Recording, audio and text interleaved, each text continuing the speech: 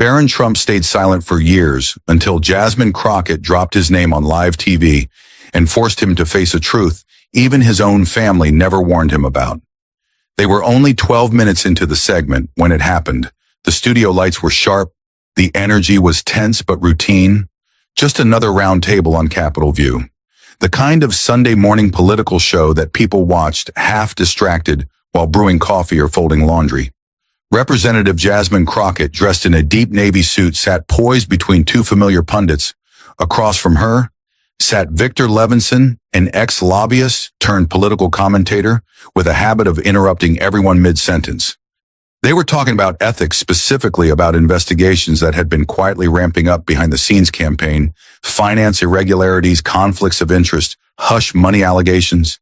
Nothing new really, until Jasmine leaned forward, locked eyes with the host, and said, I just find it wild, she said, voice, even that nobody wants to talk about what happened with the trust realignment in January 2021, particularly the one that involved Barron Trump's name. That wasn't an oversight, that was intentional.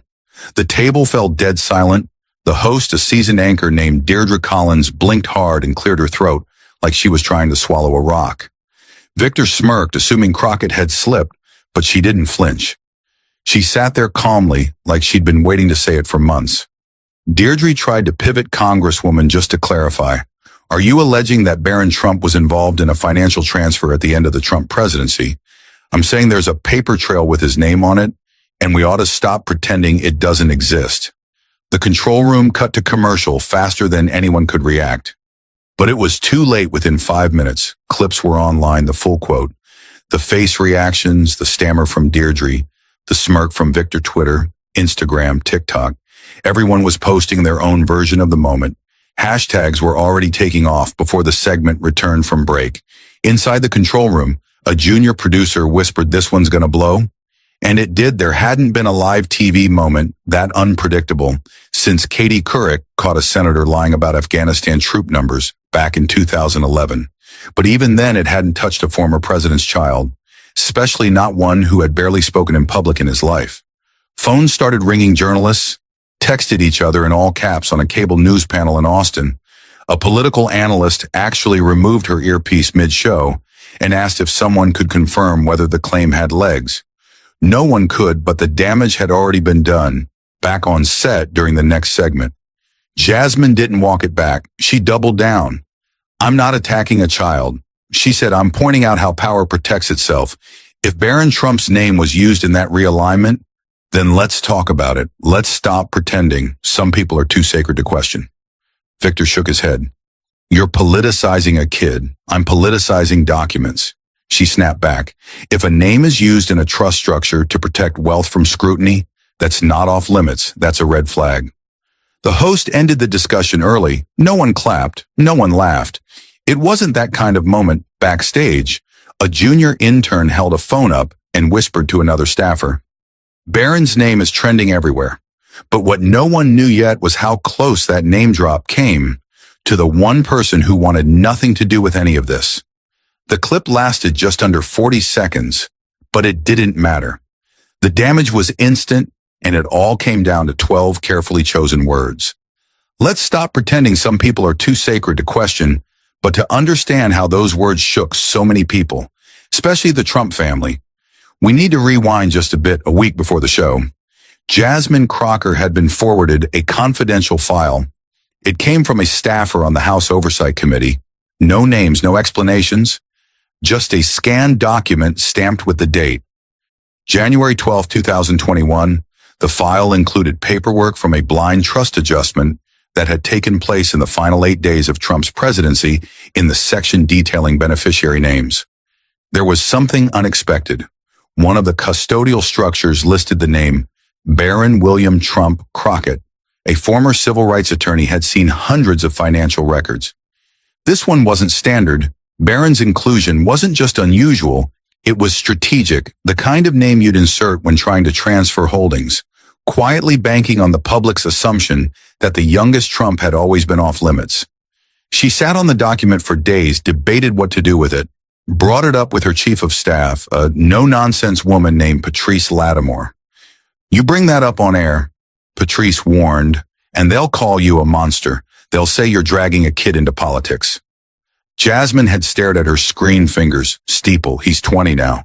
They used his name. That's not a child, that's a shield. And so she took it with her to the studio, half expecting she wouldn't say a word. But the second Victor Levinson started talking about unfounded witch hunts against conservatives, something snapped. Jasmine had worked too many cases, watched too many people with power hide behind the label of victim. She'd had enough. She wasn't reckless. She didn't accuse Barron of anything criminal. She simply dropped the truth on live television and watched the room go silent. In the days that followed, news anchors dissected her wording frame by frame. She never said he committed fraud. One anchor pointed out, but she implied he was part of it. Another replied, legal experts chimed in. One former IRS investigator told a podcast that using a family member's name in last-minute asset shielding wasn't illegal, but it could be an intentional strategy to slow down investigations or avoid transparency online. The reaction was ferocious. Supporters of Crockett praised her for finally speaking truth to power, but just as many accused her of going too far. Barron has done nothing wrong, read one popular tweet. He's a young man who's tried to stay private. Why drag him into the swamp, but behind the noise? A quieter conversation was happening in Washington. Political insiders began trading theories. Who gave Crockett the file was there. More to, it was this a leak from someone trying to burn a bridge with the Trump circle, and then someone found a detail everyone else missed. An archived press release from February 2021, issued by a Delaware-based financial firm, confirmed a trust restructure dated exactly 3 days after Barron's name appeared on that document. No names were listed publicly, but the timeline matched someone had clearly moved money quickly and quietly. The pieces were starting to form a picture, even if the full canvas wasn't visible yet. And at the center of it was the question Jasmine had posed. If you're willing to use someone's name to protect wealth, are they really uninvolved? But Barron hadn't seen the segment live, and when he did, everything shifted in a very personal way. Barron Trump was at a cafe in Sarasota when his phone started vibrating nonstop. It was late afternoon, and the Florida sun was still cutting through the palm trees. Outside, he was sitting across from his childhood friend Drew Mallory, sipping an iced coffee and flipping through a college course catalog. He wasn't enrolled yet, but he was thinking about it, philosophy or computer science. Maybe both. He'd been keeping a low profile for years. No Instagram, no podcasts, no interviews. Just quiet, that's how he wanted it. Politics had taken enough out of his family. He'd seen the rallies, the protests, the headlines about his father, and none of it had ever felt real to him. Not the cheering, not the hate, just noise in the background. But today the noise got personal. The first text came from a cousin in Nevada. You good, turn on the news. Then a missed call from his mother. Then 2 from a blocked number. Then another text. Dude, what did Crockett just say about you? Barron blinked. What the hell is going on? Drew looked up from his phone. Man, you might want to see this. He turned his screen toward him. Someone had clipped the exact moment from Capitol View Jasmine Crocker, leaning forward calm as stone, dropping his full name like it was just another line in the script. Barron's breath caught somewhere between his ribs. His hand tightened around the cup. He didn't say anything at first, just watched it. Watched it again and again. Why would she say that? He asked. Finally, Drew stayed quiet. Barron looked down at the table. The corner of the wooden surface chipped and scratched from years of use. There was a hum inside his head now. Not anger, not fear. Exactly, just something tangled. He couldn't name, like being exposed without even being present. He stood up abruptly. Let's get out of here. They left the cafe, pushing past a small group of high school kids who were laughing too loudly outside. Barron pulled his hoodie over his head and walked fast. Not because anyone was chasing him, but because he didn't want to be still. He didn't want to feel the weight of the eyes he imagined were suddenly everywhere back at the condo. Melania was already pacing. She hadn't called again. She didn't need to. She just stared at him as he walked through the door. I told your father to stop using your name for those things. She said no greeting, no hug. I told him years ago. Barron dropped his bag. So it's true, I don't know, she answered. Probably he did a lot of things without telling me. Silence stretched between them. Did I sign something? He asked. No. Then how the hell does my name end up in a trust document? Melania looked away because that's how they work. They use names like yours, young, quiet, uninvolved, clean. He sank into a chair. That's not clean, that's messed up. She didn't argue, and that scared him more than anything later that night. He got a call from his father. He didn't answer, just stared at the phone until it went black again. He wasn't angry, not exactly, but something had cracked open, a quiet kind of betrayal. The worst part was that no one had warned him, not one word. The next morning, paparazzi were outside the gate. Not dozens, just a few, but enough to remind him what it felt like to be pulled back into the public eye. One of them shouted, "Barron, is Crockett lying? Were you part of the trust?" He turned and walked inside without a word, but behind closed doors in Palm Beach, his name was being mentioned in a very different tone. Inside the Trump residence at Mar-a-Lago, the mood was sharp and sour. Donald Trump stood in the formal sitting room, pacing in slow, deliberate steps. The kind he took when he was forcing himself not to explode. A Fox Business segment played on mute in the background. The headline at the bottom of the screen read, "Crocker names Barron Trump in trust allegation. White House ties." He turned to his longtime attorney, Seth Delaney, a gray-haired man with the posture of someone who'd cleaned up too many messes. She wasn't supposed to go there. "Donald said, you hear me? They've got rules. You don't touch the family. You don't touch him." Seth nodded slowly, but his silence was telling. He knew better than to remind Donald that the media didn't follow old rules anymore. Melania sat nearby, arms crossed, legs tucked underneath her, like she was freezing in place. She hadn't spoken much since the night before. She didn't need to. Ivanka was on speakerphone from Miami. Her voice cut through the room, sharp and cold. "Dad, this is going to spiral. I just got off a call with Ronan. He says the networks are already requesting archive documents." Donald huffed, "Let them dig. There's nothing illegal, but there's something," she replied, "and that's enough for them. This isn't 2016 anymore. You can't just wait it out." Melania finally spoke. He didn't know Donald. Her husband stopped pacing. "Who didn't?" Barron. Donald blinked. "What are you talking about? Of course, he didn't know. That's the point. He's not a child anymore." She said quieter. "He sees what's happening now, and he's angry for a second." Something flickered across Trump's face. Regret maybe, but it passed quickly. He turned back toward Seth. "Find out who gave Crockett that file. Someone had to leak it. I want a name." "I want a face." Seth nodded again. "We'll look into it, but you should also think about whether it's time to make a public statement." Trump scoffed. "Absolutely not. You respond, you validate it. She's trying to bait me. I'm not giving her the satisfaction in another wing of the property." Barron sat in his room, staring at the ceiling. His phone buzzed again. This time, a text from a number he hadn't seen since boarding school in Maryland. "Didn't think I'd see you trending. You okay?" He didn't answer, just swiped the message away. A quiet knock on his door. His father entered slower than usual. "Mind if I sit?" Barron shrugged, "Sure." Donald sat at the edge of the desk chair, spinning it slightly with one hand. Like he used to when Barron was small, he looked at his son, now taller than him, face unreadable. "I didn't think it would blow back like this," Trump said, looking straight ahead. Barron kept his eyes on the ceiling.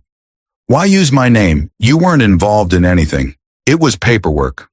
That's all it was. A name helps. Make things stick. Makes it look clean." "You mean I make it look clean there?" It was. Donald didn't argue. Didn't deflect for once. He let the silence stretch. "I didn't want this," Barron said. "I've spent my whole life trying to stay out of this mess." Trump nodded slowly. "Sometimes you don't get to choose what gets attached to your name." "I didn't attach anything," Barron said, finally looking at his father. "You did. That landed harder than Donald expected. But while the family scrambled for damage control, the outside world was starting to peel back more than just one layer. By the time Monday rolled around, Barron Trump's name had been mentioned on every major news channel, at least once. Not as a footnote, not as a, by the way, but front and center, woven into headlines, podcast intros, TikTok explainers, and political blogs with red arrows drawn on screenshots.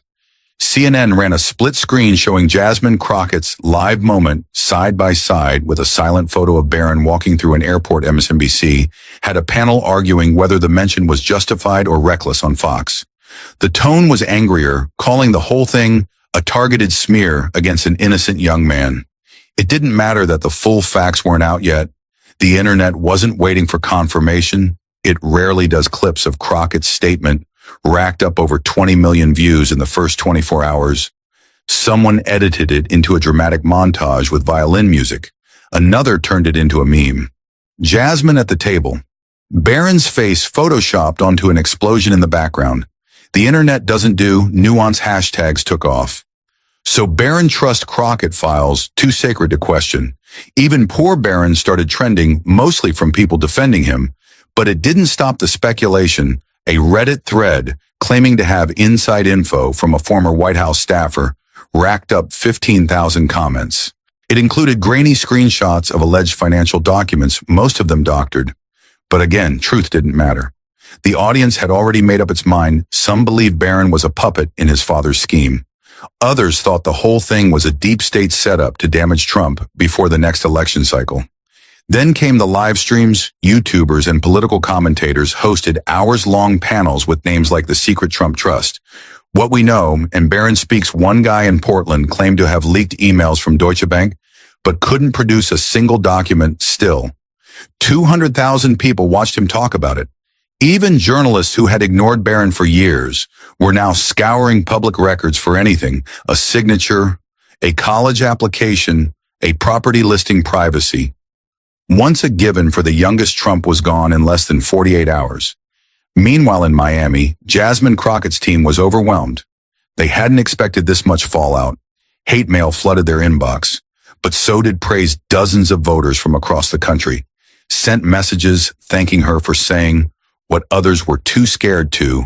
One retired school teacher from Oregon wrote, for the first time, someone said what we've all been thinking, that no name should be untouchable if it's protecting corruption.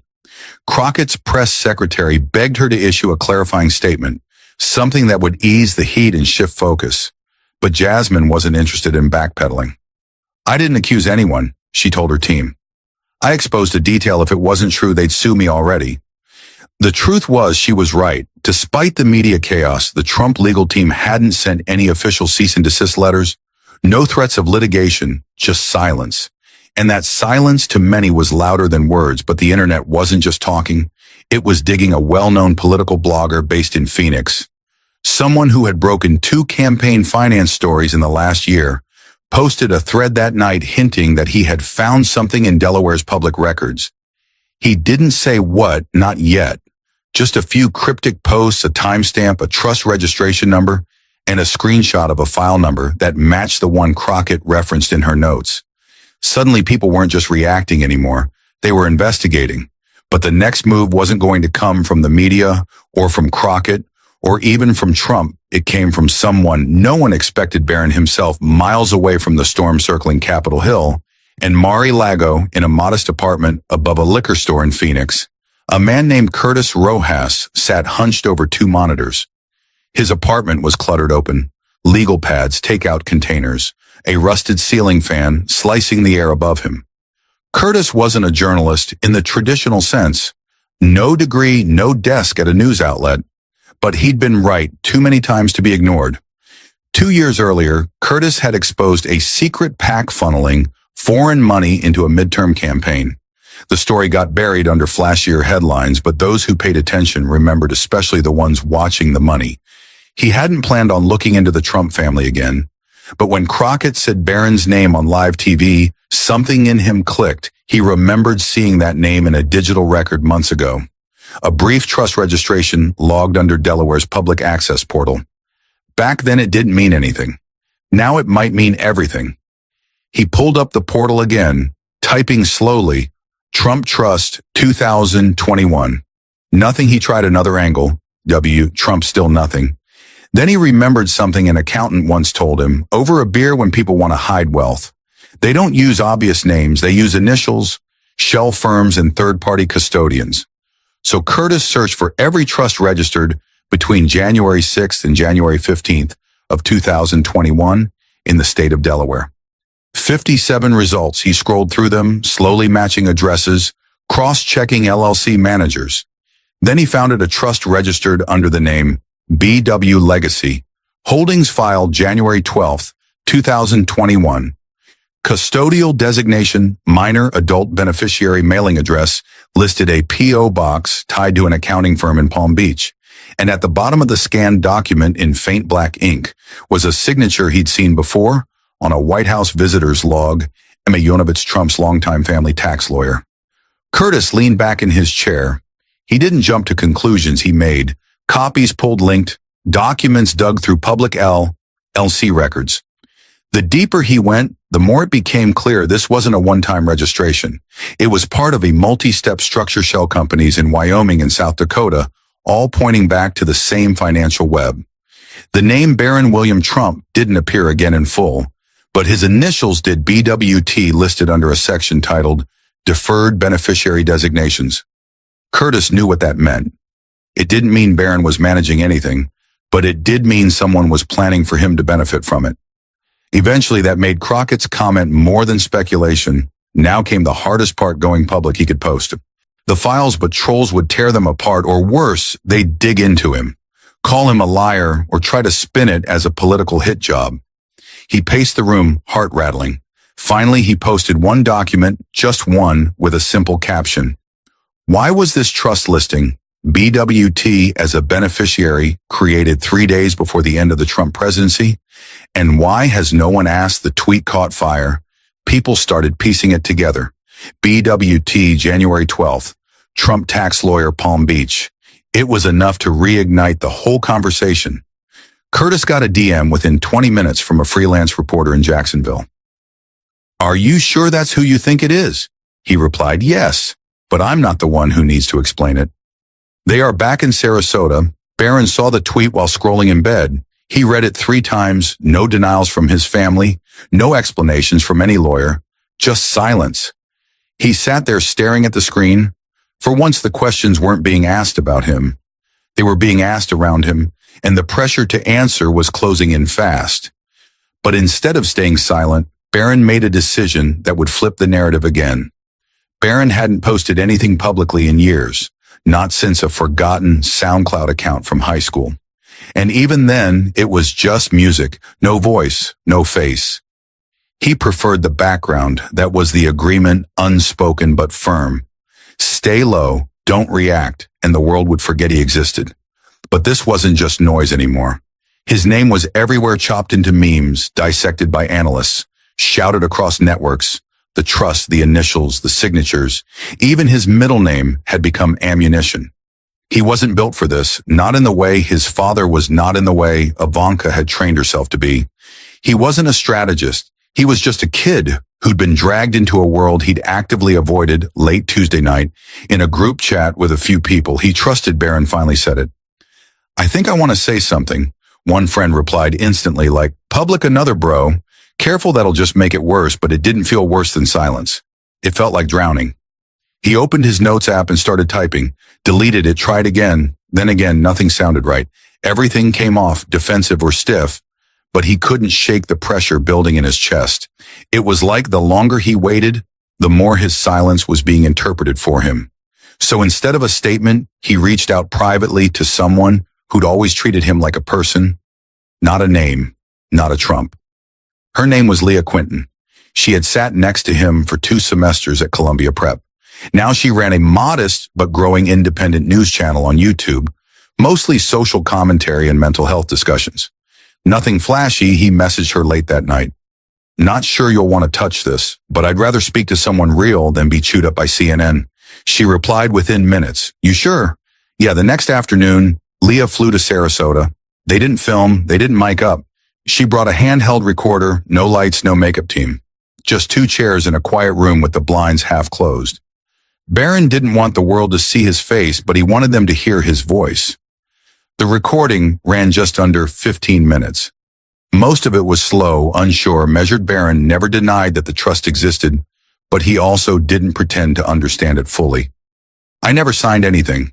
I didn't even know about it until last week. If someone wants to hand me something in a vault when I'm 30, fine, but don't use my name like I signed up for all this." I didn't. When Leah asked how he felt watching it all unfold, his voice cracked slightly. "It's weird seeing people talk about you like you're either a victim or a villain. I'm not either. I'm just trying to be normal." She didn't press. She didn't have to. The pauses said as much as the answers. Barron ended the conversation with a quiet, almost embarrassed reflection. I think people need to stop pretending. The silence from someone young means they're fine with what's going on. Sometimes we're just tired of being spoken for. Leah posted a snippet that evening audio. Only the internet exploded. Some people still called it a PR stunt. Others praised him for being more transparent than anyone else in his family had ever been. Hashtags flipped overnight. Let Barron speak trended for hours, but something shifted, not because of what he revealed, but because of how raw it sounded, honest, unscripted, human. The political world didn't know what to do with that. But while Barron's words sparked empathy, Jasmine Crockett was now facing her own internal battle, and the pressure was mounting fast. Jasmine Crockett stood by the tinted window in her D.C. office, watching the sky bruise over Capitol Hill. Her phone buzzed on the desk behind her for the 6th time in 5 minutes, but she didn't turn around. She already knew what the messages were about. Ever since Barron's audio interview with Leah Quinton hit the internet, things had shifted not against her necessarily, but not in her favor either. The press had started reframing the story less about the trust, more about the ethics of naming someone like Barron on live TV. The headline said it all. Crockett's statement sparks empathy for Trump. Son, was it a step too far? Barron speaks nation, listens, should Crockett respond inside her office? Her staff was on edge, phones were ringing, constantly emails poured in by the dozens. Some praising her, others calling her every name imaginable. Her chief of staff, Patrice Lattimore, paced just behind her, clutching a tablet with talking points for the press, briefing they'd been dodging all week. You don't have to apologize, Patrice said quietly, but you do have to say something. You're letting everyone else steer this. Jasmine didn't answer right away. She was tired, not from guilt, because deep down she didn't regret saying it. She regretted how it came out, maybe, but not the substance. She turned from the window. They're shifting the focus, making it about tone. Not truth, I know, Patrice said, but tone gets people listening. Truth just keeps them arguing. Jasmine rubbed her temples. Do you think I went too far? Patrice didn't lie. I think you went farther than people were ready for that night. Jasmine recorded a short video from her home. No podium, no flag in the background, just her in a plain sweatshirt seated at a kitchen table. She didn't walk anything back, but her voice was softer, measured, less courtroom, more conversation. To the people who felt I crossed the line, I hear you. I understand the reaction, and I also believe we can talk about systems of power without pretending certain names are immune. My job isn't to protect feelings, it's to protect fairness. She paused before the last line, then with a quiet firmness, if a name was used, it should be questioned. Even if that name belongs to someone who didn't ask to be involved, that's not an attack, it's accountability. The video went viral within the hour, people split quickly. Some thanked her for staying strong, others said she missed the moment to show grace. But one thing was clear, she wasn't going away quietly. Meanwhile, her office received a package. No return address inside was a thin manila envelope, printed documents, 3 pages, listing dates, trust transactions, and one very specific notation, custodial override filed under adult minor clause. It was a term few outside the legal world understood, but to Crockett it was a red flag. Someone was still leaking, and they wanted her to keep going. Patrice frowned at the papers. You think this is bait? Jasmine shook her head. No, it's a door and someone's daring me to walk through it. She tucked the envelope into her briefcase and locked it. Later that evening, she rewatched Barron's interview with Leah. Watched the part where he said, I didn't sign up for any of this for the first time. Jasmine didn't see a last name. She saw a kid with a father who made decisions in boardrooms without explaining them. It complicated things, but the person it hit hardest wasn't Jasmine. It was someone still trying to make sense of everything at home. Barron sat at the edge of the pool behind the Sarasota condo, knees pulled to his chest, earbuds in, but no music playing. The water reflected the moonlight in broken, uneven strips, like the surface was trying to speak in a language only he could understand. He hadn't gone online all day. The silence felt cleaner. His mother sat a few feet away, wrapped in a light shawl, holding a mug of tea that had gone cold. Neither of them said anything for a long time. Melania finally broke the silence. I watched the interview. He glanced over. Yeah, you sounded like yourself, Barron gave a tired smile.